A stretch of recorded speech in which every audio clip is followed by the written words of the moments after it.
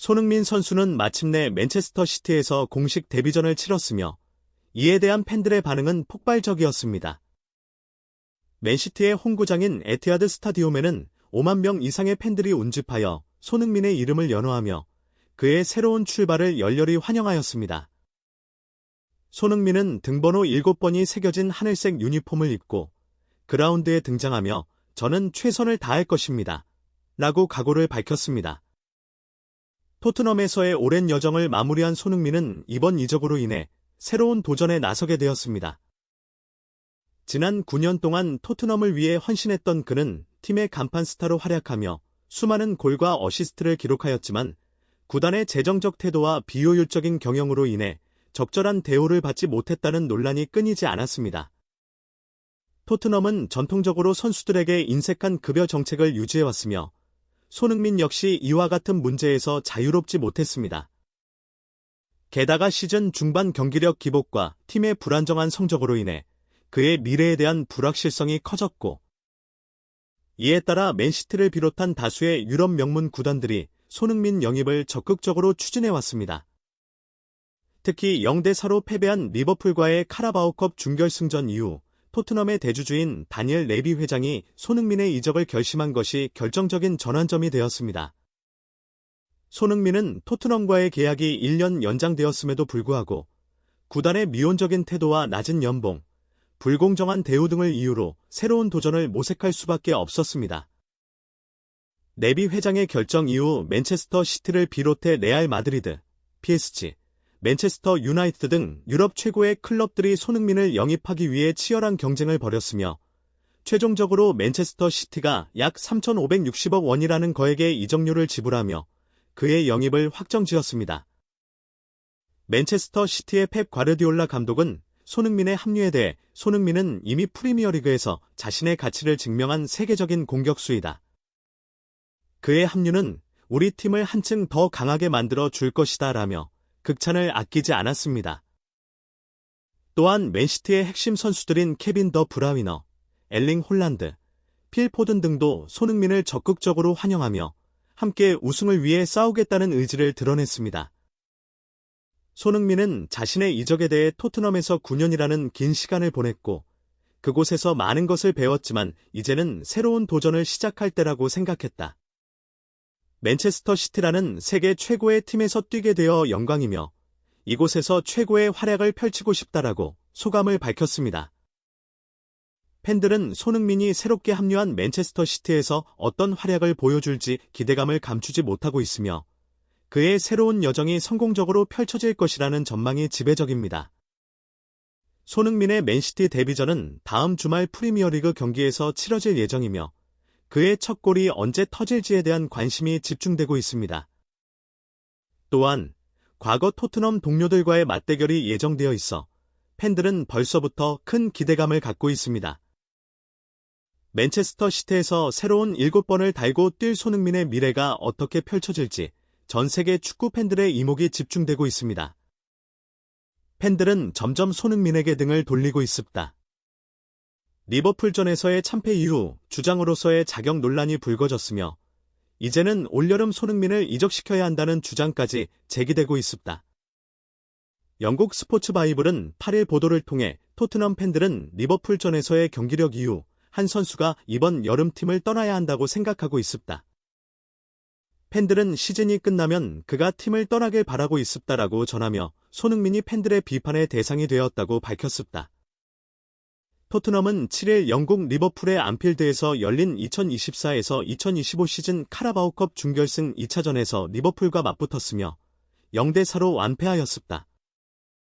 코디 악포, 모하메드 살라, 도미니크 소보슬라이, 버질 반 다이크에게 연이어 실점한 토트넘은 1차전에서 1대0으로 승리했던 이점을 전혀 활용하지 못했고 합계 1대4로 결승 진출에 실패하였습니다. 이날 왼쪽 공격수로 선발 출전한 손흥민은 최악의 경기력을 보였습니다. 풀타임을 소화했음에도 전반 중반 골키퍼 안토닌 킨스키의 롱킥을 제대로 터치하지 못해 기회를 허무하게 날렸고 후반 33분 시도한 왼발 슈팅이 크로스바를 강타한 것 외에는 경기 내내 존재감이 거의 없었습니다. 축구 통계 매체 품목에 따르면 손흥민은 이날 경기에서 슈팅 2회, 패스 성공률 59%, 기회 창출 0회, 드리블 성공률 0%, 크로스 성공률 0%를 기록하였습니다. 대부분의 지표에서 성공적인 장면을 만들어내지 못했으며 터치 횟수 또한 29회로 풀타임을 소화한 선수 중 가장 적은 터치를 기록하는 등 최악의 경기력을 보였습니다. 이후 손흥민을 향한 비판이 쏟아졌습니다. 토트넘 호스퍼 뉴스는 토트넘의 주장 손흥민은 비효율적인 경기력을 보였습니다. 아르네 슬롯이 이끄는 리버풀을 상대로 무기력한 모습을 보였다.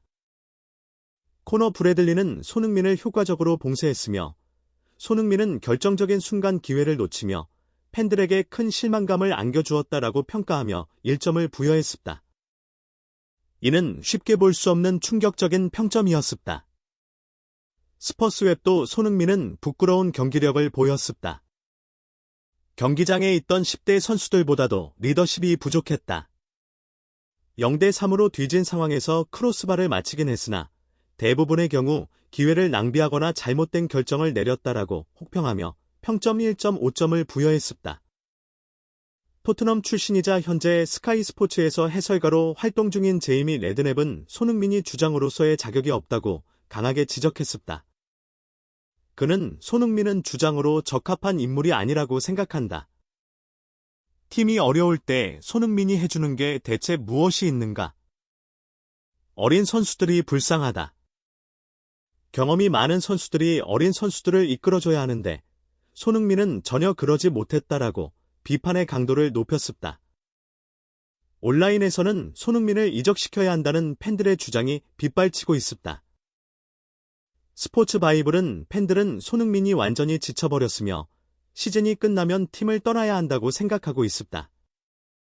팬들은 손흥민이 리버풀전에서 효과적인 활약을 보여주지 못한 것에 대해 한탄하고 있습니다라고 전했습니다.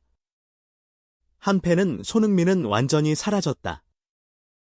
그는 구단의 레전드이며 우리는 항상 그를 사랑할 것이지만 이번 여름이 그가 떠나야 할 때라고 생각한다라고 의견을 밝혔습니다.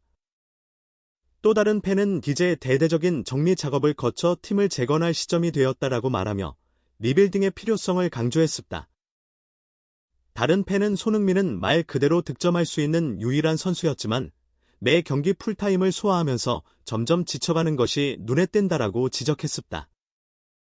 손흥민은 2015년부터 토트넘에서 활약하며 통산 172골을 기록한 살아있는 전설과도 같은 선수이지만 토트넘에서 뛰는 동안 단 한 번도 우승 트로피를 들어 올리지 못했습니다.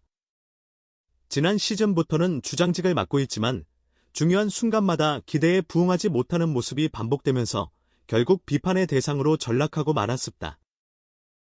스포츠 바이블은 손흥민은 이번 시즌 모든 대회를 합쳐 10골을 넣었습니다.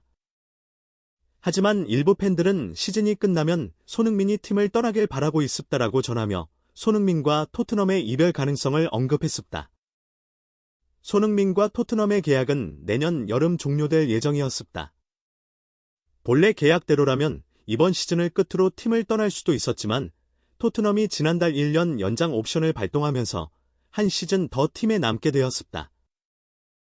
그러나 최근 경기력과 팬들의 반응을 고려했을 때 토트넘이 손흥민을 이적료를 받고 이적시킬 수 있는 마지막 시기인 올여름에 방출할 가능성도 점점 커지고 있습니다. 결국 손흥민이 팀을 떠나는 충격적인 시나리오가 현실로 다가올 가능성을 배제할 수 없게 되었습니다.